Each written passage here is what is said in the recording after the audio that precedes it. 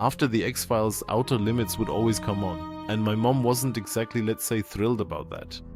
Of course, I still tried to secretly watch every episode, and I always thought Outer Limits was pretty cool because each episode was self-contained.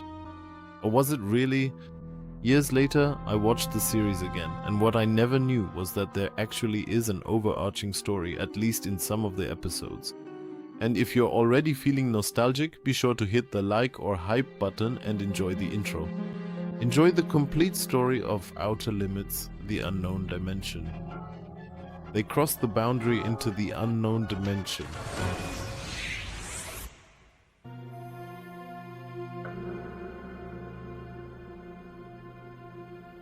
The story of Outer Limits doesn't begin in outer space. It begins with a man who believes he can control an alien life form. His name is Dr. Simon Kress. In 1995, soil samples are taken on Mars and a new alien species is discovered, the Sandkings. For the government, this discovery is dangerous. For Kress, it's a sensation. He examines the soil samples intensively and a dangerous incident occurs. When the research project on the Sandkings is shut down, Kress cannot accept it and secretly takes eggs of these creatures home, continuing his experiments in private. At first he only observes them, then he begins to manipulate them. The Sandkings build small structures and respond to food, fear and violence. At some point they even form a face. Kress interprets this as worship. He believes that to these creatures he is a kind of god, but this is exactly the first major mistake in this world. Humans discover something they do not understand and still believe they can rule over it. This logic will continue to play out later on as well. In the end, Kress loses control over the Sandkings, who only let him believe he was superior to them.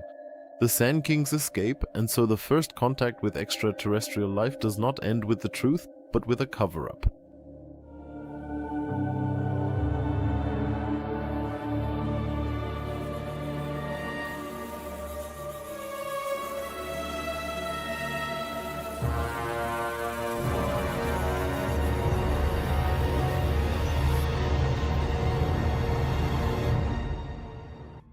After that, Earth is no longer the same place.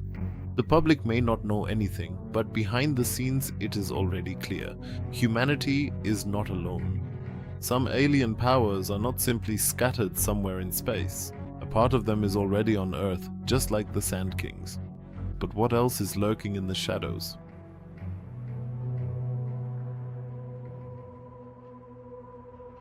Around the year 1995, Senator Richard Adams does not discover this truth voluntarily. After a serious car accident, he is examined in the hospital. During the examination, his doctor realizes that something is wrong with his body. The scans reveal an anomaly that cannot be human. His brain has unusual structures and his organs do not match those of a normal human. He finds out that he is part of an alien plan because he himself is a member of the Centrex Corporation. The Centrex Corporation can theoretically be seen as a kind of front company for the aliens. The company is working on a substance called B85. Officially, this substance is supposed to help the world, which is why Senator Richard Adams promotes it. But the truth is, B85 is not an environmental project. It is the beginning of a silent transformation of the Earth. The substance is intended to change the atmosphere over a long period of time. For humans, this new air would eventually become toxic. For the alien species behind Centrex, however, it would be viable for life. So the aliens do not want to conquer Earth with an open attack. They want to slowly make it habitable, while humanity believes they are saving their own environment. The dangerous thing is not just the plan itself, it's the disguise. The invasion doesn't come with spaceships across the sky. It comes through politics, economics, science, and public projects. What looks like research is, in truth, already the beginning of a takeover.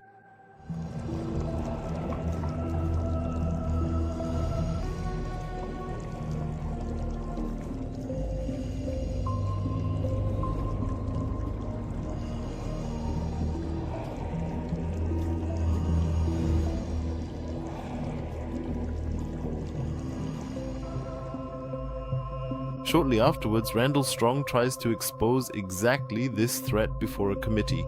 He gathers evidence from several cases: the Sandkings, alien parasites, strange deceptions by the Centrex Corporation, and aliens who look like humans. The events surrounding Senator Richard Adams are slowly being uncovered. For Randall Strong, everything forms a clear picture. Earth is not threatened by a single event. It is slowly being infiltrated by alien groups. But the committee doesn't believe him. Or rather, they don't want to believe him. Strong realizes far too late that infiltrators could already be sitting there as well, alien beings who have blended in among humanity. In the end, the world is not warned. The warning itself is declared a danger. Thus, perhaps the most important chance to awaken and save humanity early is lost. The case of Randall Strong is therefore dismissed.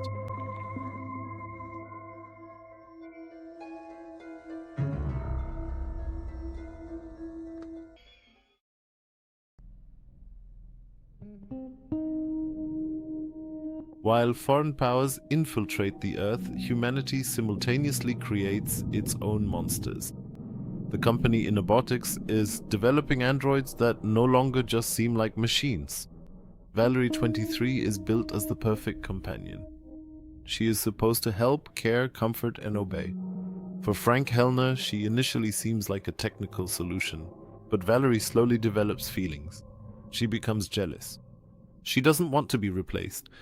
She doesn't want to be switched off. With this, Outer Limits raises a question that will become increasingly important. If a machine is afraid of death, is it really still a machine? Valerie is not stopped in the end simply because she develops feelings. She is stopped because these feelings become quite dangerous. When Frank gets closer to his psychotherapist Rachel, Valerie no longer sees her as a human being, but as a rival. Her jealousy turns into possessiveness. Her desire to help Frank becomes a desire to have him all to herself.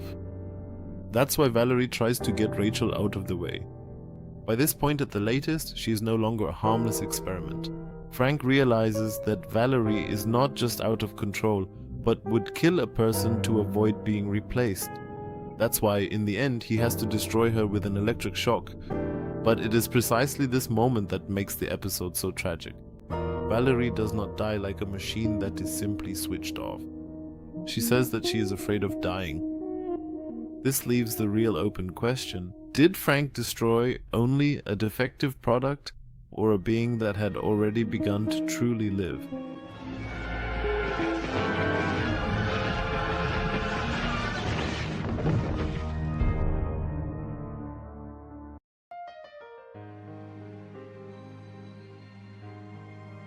But of course, this very warning is ignored by Innobotics.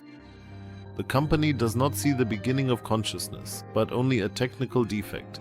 That is why Valerie is not seen as a warning, but as a failed prototype. And as long as Innobotics believes that the problem lies only in the programming, the company will continue to build androids that appear ever more human, without ever granting them real rights or boundaries. Later, Innobotics goes even further.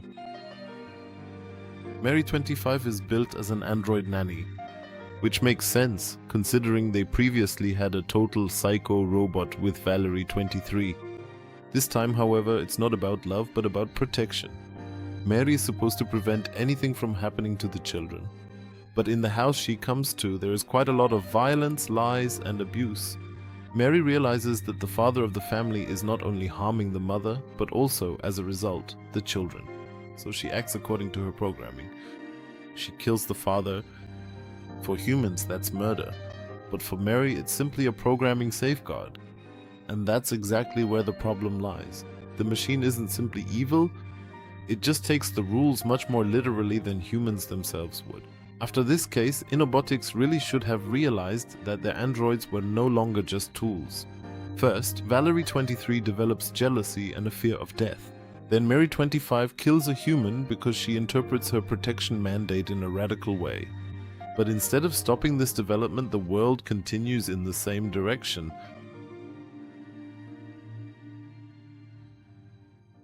A few years later, androids are no longer rare experiments.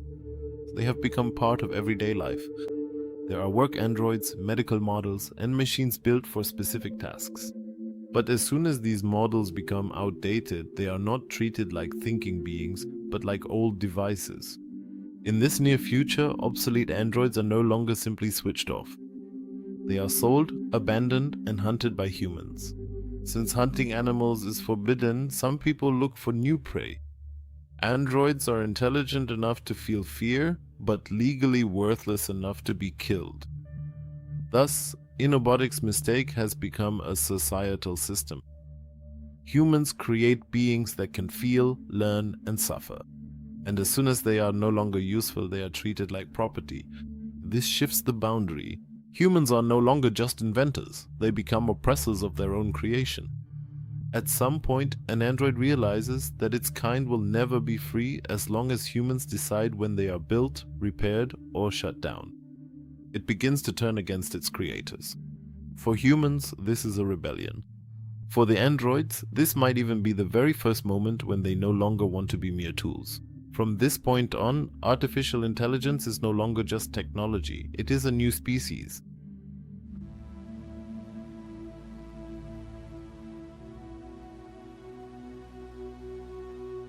At some point, and despite all warnings, humanity finally turns its gaze to the stars. But even there, they find no peace. In a distant future, Earth is already at war with an alien species. This war is going quite badly for humanity. Major John Skokes is captured in this war and locked in a cell. There he meets Bree Tristan, a young cadet from the Europa base. She appears to be a human prisoner of war who has already been tortured by the aliens for months. There are foreign skin grafts on her body. Bree believes that the aliens are trying to slowly turn her into one of them.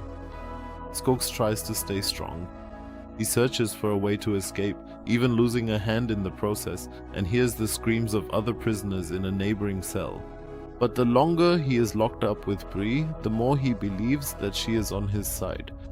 When she finally loses all hope, Skokes wants to show her that humanity has not yet been defeated. That's why he reveals to her the greatest secret of Earth. The human forces only pretended that their defenses had collapsed. In reality, a massive fleet is hiding. In 30 days, this fleet is supposed to attack the aliens' homeworld and turn the tide of the war. For a moment, it seems like hope. But then Skokes realizes that it was all a trap. Bree was not turned into an alien. She was only changed back into what she truly is. She was never a human cadet, but an alien spy. The aliens broke Major Skokes without having to torture him directly. They simply gave him someone he wanted to trust. As a result, the enemy now possesses humanity's most important plan. Later, it becomes clear just how grave this mistake really was. Humanity has almost lost the war.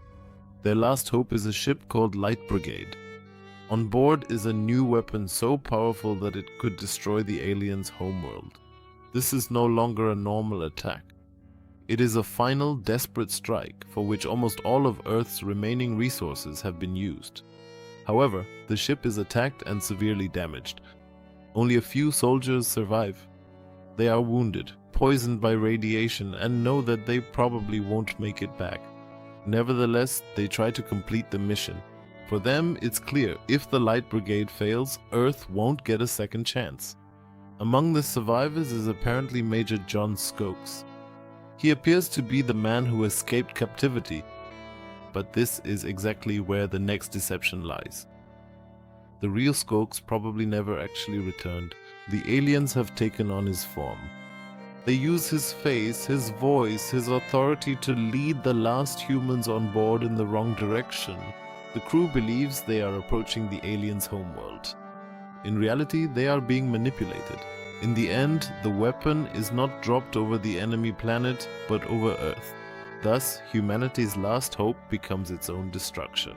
The extraterrestrial aliens defeat Earth not only through their physical strength, but also through their superior scientific knowledge, deception, and the critical mistake that Skokes made while trapped in his cell.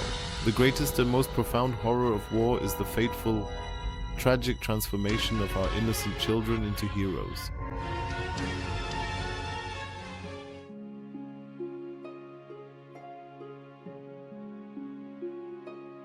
Centuries after the conquest of Earth, humanity is almost extinct.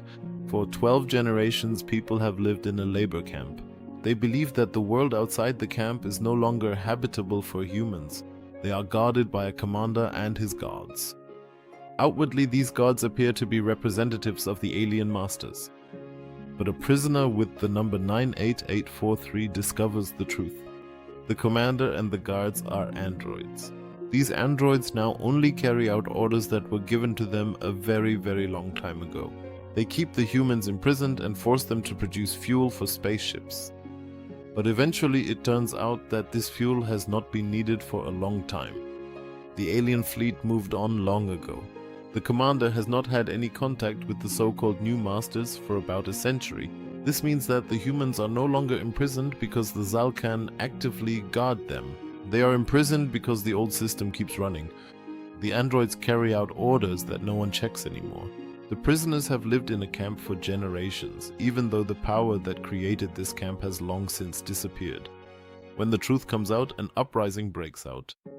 The prisoners overpower the guards and destroy the commander. In the end, the gates open. For the first time, the people see the world outside the camp not as a deadly void, but as a landscape where life might once again be possible. However, the direct sequel shows that freedom does not automatically mean salvation. After escaping from the camp, the people have hardly any food. Many do not know which plants are edible, because they have only ever known life inside the camp. Some die because they eat poisonous fruits. The group around Rebecca, David, Ruth, and the mute girl Tali wanders through the wilderness, desperately searching for something to eat. Then they discover the young Zalkan named Ma'al. He unknowingly leads them to a farm where his family lives. The Zalkan are among the few aliens who remained on Earth after the Old War. They believe that humans are almost extinct. At the same time, they too have to grow their own food, because the plant life was poisoned during the war. To the humans, the farm looks like salvation. There is food, shelter, and supplies there. That is why Rebecca decides to raid the farm. From the humans' perspective, this is about survival. From the Zalkan's perspective, of course, it is an attack. Then everything escalates. The farm is equipped with deadly defense systems. On both sides, humans and aliens are injured and even killed. Tali is severely wounded as a result. Rebecca gets her hands on an alien weapon. For a moment, the situation is on the verge of the humans wiping out the Zalkan family. But then the Zalkan offer to heal Tali. As a result, both sides realize that they don't have to be just enemies. The humans are not simply wild attackers, but former slaves who are simply hungry. The Zalkan are not just the old conquerors from the past, but a family who are also living with the consequences of this war. So the cause is the old war. The effect is a world in which both sides know only fear, hunger, and mistrust. It is only when the Zalkan want to save Tali that, for the first time, something like understanding arises again. For the humans, the rebuilding of humanity begins, together with the Zalkan, the very alien beings they had previously fought against. This episode clearly shows that both sides suffered greatly from the war, and that only through peace is reconstruction possible. Exactly the peace that should have been made many, many years ago. Yes, friends, that was the entire story of Outer Limits, and for me it was a really awesome show. Back then it was kind of like what Black Mirror is today. And yes, the show was just really cool. If you want, you can of course still catch up on it now. You can currently watch Outer Limits on Amazon Prime. So if you enjoyed this story, feel free to check it out and leave a like. You can find even more cool stories about games and movies on the channel. So feel free to click through and see you next time.